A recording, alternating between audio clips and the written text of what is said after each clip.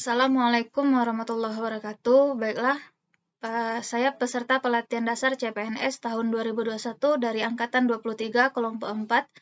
Pada kesempatan kali ini akan mencoba menjawab pertanyaan yang diberikan oleh pengampu kami mengenai agenda 2 kegiatan anti korupsi. Nah, pada pertanyaan yang pertama ditanyakan bahwa coba dijelaskan upaya yang sudah dilakukan di lingkungan bekerja untuk mencegah terjadinya tindakan korupsi oleh aparatur penyelenggara pemerintah. Nah, di sini menurut kami ada beberapa hal yang sudah diterapkan oleh tempat kami bekerja, yaitu di SDN 21 Pasir Tinggi. Yang pertama, ketika melakukan suatu kegiatan itu selalu diminta bukti pertanggungjawabannya, atau ketika membeli suatu barang, suatu keperluan yang berhubungan dengan kegiatan pendidikan, maka itu akan selalu diminta bukti pembayaran yang sah yang diberikan oleh toko tempat dia membeli sesuatu. Kemudian yang kedua juga dilakukan ketika misalnya dilakukan perjalanan dinas, baik itu ke tingkat kecamatan ataupun ke tingkat kabupaten, selalu dimintai bukti undangan yang diberikan oleh orang dinas atau oleh orang kecamatan. Jika ada buktinya, baru nanti uang SPPD dari perjalanannya itu bisa dicairkan. Kalau tidak, berarti dia harus mengumpulkan bukti dari kegiatannya tersebut dulu, baru nanti bisa dicairkan. Dan yang biasa juga dilakukan itu adalah dengan menempelkan slogan anti korupsi di dalam baik itu di kantor maupun di tempat tata usaha ataupun di beberapa titik yang ada di lingkungan sekolah. Nah, dengan demikian setiap melihat slogan tersebut bisa menyadarkan mereka kembali bahwa kegiatan korupsi itu bukanlah sesuatu hal yang baik. Nah, pertanyaan yang kedua, coba jelaskan perilaku koruptif yang sering dilihat di lingkungan bekerja. Nah, sebenarnya di sini hal yang paling sering terjadi tindakan korupsinya itu adalah ketika belanja suatu keperluan sekolah. Misalnya baik itu fotokopi soal ataupun yang lainnya. Nah, di situ biasanya antara faktur pembayaran yang diberikan oleh toko itu tidak sesuai dengan faktur yang diberikan oleh guru kepada sekolah. Misalnya saja, jika suatu barang itu harganya cuma 50.000, biasanya mereka akan menuliskan di situ 60.000. Artinya di situ walaupun nilainya cuma sedikit, tetapi itu sudah termasuk kepada tindakan korupsi. Dan itu pun adalah sesuatu hal yang harus segera dihilangkan dari kebiasaan-kebiasaan. Nah, biasanya mereka beranggapan bahwa itu sebagai ongkos jalan mereka, padahal tidak demikian. Karena hal itu sudah masuk kepada ranah korupsi yang baik secara sadar ataupun tidak sadar itu sudah merusak nilai-nilai atau citranya sebagai seorang ASN yang akuntabel. Nah,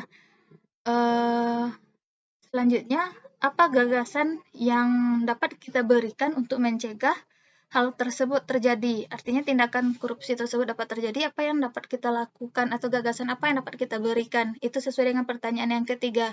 Nah, menurut saya hal yang dapat diberikan itu adalah dengan yang pertama penanaman nilai-nilai positif di dalam diri ASN. Nah, seperti yang kita sadari bahwa beriring dengan waktu terkadang nilai-nilai positif itu semakin berkurang. Makanya baik itu pimpinan atau kepala sekolah harus selalu mengingatkan kepada seluruh anggota kerjanya, kepada seluruh guru-guru bahwa kegiatan korupsi itu adalah perbuatan yang tidak baik dan setiap perbuatan itu harus dipertanggungjawabkan, baik itu secara hukum, baik secara moral ataupun secara agama. Nah, dengan adanya penanaman nilai-nilai positif tersebut, maka dapat membantu untuk mengingatkan kembali para ASN bahwa semua yang dia lakukannya itu akan dimintai pertanggungjawaban dan juga dengan melakukan laporan kegiatan.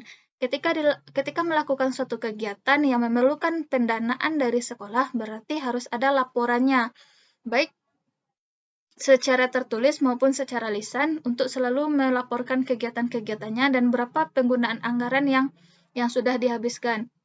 Dan selanjutnya itu transparan. Artinya seiring dengan laporan kegiatan tadi, transparan itu maksudnya semua laporan kegiatan itu dapat diakses oleh siapa saja dan setiap orang dapat mempertanyakan bagaimana jalan uang tersebut, kemana perginya, bagaimana habisnya, dan lain-lainnya. Dan itu dapat dipertanggungjawabkan. Dan juga penanaman nilai disiplin. bahwa setiap orang yang disiplin berarti setiap kegiatannya itu selalu diarsipkan. Baik itu untuk arsipnya pribadi ataupun untuk arsip sekolah, agar ketika diminta pertanggungjawaban mereka langsung bersedia untuk memberikan. Kemudian pengawasan seperti tadi, bahwa kepala sekolah harus memaksimalkan fungsinya itu sebagai pengawas dari seluruh guru-guru yang ada. Nah, ketika guru merasa diawasi, berarti mereka mampu untuk menjaga tingkah laku perbuatan mereka agar mereka tidak lagi mengulangi perbuatan-perbuatan yang salah. Dan selanjutnya itu menghindari konflik kepentingan. Biasanya dalam penggunaan anggaran itu sering diselingi dengan adanya konflik-konflik kepentingan atau adanya hal-hal yang berbau pribadi dicampurkan dengan hal-hal yang untuk tujuan pendidikan. Misalnya, ketika melakukan fotokopi soal, tujuan utamanya sebenarnya adalah untuk fotokopi soal, tetapi ternyata sesampainya di toko, dia juga membeli buku untuk diberikan kepada anaknya, atau membeli krayon, pensil warna untuk diberikan kepada anaknya, padahal hal tersebut tidak berkaitan dengan kegiatan pendidikan. Nah, dan itu pun nantinya dimasukkan ke dalam anggaran sekolah dan diberikan kwitansinya ke sekolah sesuai dengan apa yang dia beli. Dan itu juga termasuk kepada konflik kepentingan yang berhubungan dengan kegiatan korupsi yang ada di lingkungan sekolah, dan yang itu menurut saya juga lumrah dan sering terjadi. Dan juga yang dapat dilakukan selanjutnya itu adalah dengan menempelkan slogan anti korupsi, baik di ruangan kepala sekolah, di ruangan majelis guru, ataupun di ruangan tata usaha. Dan jika setiap orang selalu melihatnya, maka itu dengan sendirinya menyadarkan mereka bahwa kegiatan korupsi itu bukanlah kegiatan yang baik. Korupsi itu adalah suatu perbuatan tercela yang bisa merusak nilai-nilai dasar dari seorang ASN. Pertanyaan yang terakhir yang diberikan oleh pengampu kami, yaitu penerapan nilai integritas bagi seorang ASN mampu mencegah dirinya dari perbuatan korupsi. Menurut Ibu, apa cara yang harus dilakukan untuk mencegah seorang PNS itu memegang teguh nilai-nilai integritas? Nah, sebelumnya dapat kita lihat di sini bahwa integritas itu adalah bersatunya antara ucapan dan perbuatan. Artinya di sini ketika dia berkata A, maka perkataannya pun harus A. Maksudnya ketika dia berkata bahwa dia itu anti korupsi, maka perbuatannya pun harus menunjukkan bahwa perbuatannya itu adalah perbuatan anti korupsi. Jangan hanya ucapan yang anti korupsi tetapi perbuatannya masih melakukan korupsi, berarti itu tidak menjaga integritas sebagai seorang ASN. Dan integritas itu juga bisa dikatakan bahwa komitmen untuk menjaga mutu yang ada di dalam dirinya di dalam bekerja. Bahwa dia itu selalu menanamkan kejujuran dan tidak munafik terhadap orang lain dan lingkungannya. Kemudian, tindakan-tindakan yang dapat dilakukan dalam menjaga integritas itu yang pertama, ada inti dari dalam dirinya sendiri, bahwa dia harus menanamkan kejujuran sejak dini di dalam dirinya. Bahwa apa yang dia lakukan itu yang akan dia buat anggarannya. Misalnya kalau dia memang merencanakan anggaran, kalau memang anggarannya cuma sekitar 100.000, ya dia tulis 100.000, tidak dia tulis 150.000. Itu artinya dia harus menanamkan kejujuran sejak dini bagi seorang ASN. Kemudian disiplin. Ketika dia diamanahkan suatu pekerjaan, ketika dia melakukan suatu pekerjaan, maka dia melakukannya dengan disiplin sesuai dengan waktu yang ditetapkan. Dan juga tanggung jawab. Nah, di sini tanggung jawab pun merupakan nilai inti yang harus ada dalam diri seorang ASN.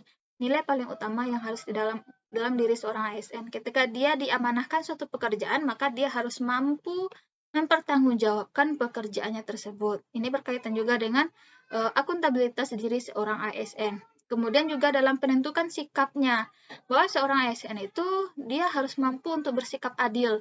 Baik adil terhadap dirinya, adil terhadap orang lain, ataupun adil terhadap lingkungan masyarakat yang ada di lingkungan sekolah. Dan tidak memihak kepada satu golongan dan mengucilkan golongan yang lain. Nah, itu yang harus dilakukan untuk menanamkan sikap adil. Kemudian berani. Ketika memang ada suatu kegiatan yang melenceng dari perencanaan sekolah dan itu tidak sesuai dengan aturan, maka dia harus dengan berani mengungkapkan pendapatnya, baik itu kepada rekan kerja ataupun kepada pimpinan yang ada di sekolah atau kepala sekolah. Dan selanjutnya yaitu dengan menanamkan sikap peduli. Artinya dia harus mampu membaca situasi dan kondisi yang ada di dalam lingkungannya, sehingga ketika dia lihat di lingkungannya itu ada kegiatan yang tidak baik, maka dia dengan segera mengingatkan atau memberikan nasihat kepada orang lain. Nah, dan yang ketiga yaitu dengan menerapkan etos kerja yang baik, yang itu bekerja keras, sederhana, dan mandiri. Ketika seorang ASN sudah menerapkan nilai-nilai sederhana, kesederhanaan di dalam dirinya, maka setiap kegiatan yang dilakukannya itu, maka dia akan mampu untuk bertanggung jawab. Karena memang penanaman nilai sederhana itu sangat berpengaruh terhadap diri seseorang. Jika saja dia berperilaku terlalu boros, kemewah-mewahan, dan tidak sesuai dengan standar penghasilannya, maka itu akan membawanya kepada tindakan korupsi. Maka dia harus memiliki sikap sederhana dan juga mandiri. Artinya di sini bahwa dia harus mampu untuk berdiri di kakinya sendiri, mampu mengerjakan urusannya sendiri dengan baik. Nah, mungkin itu menurut saya penerapan nilai-nilai integritas dalam diri seorang ASN agar mampu mencegahnya dari tindakan korupsi. Demikian dulu penjelasan dari saya mengenai pertanyaan di agenda 2 anti korupsi. Saya sudahi. Wabillahi taufiq wal hidayah. Wassalamualaikum warahmatullahi wabarakatuh.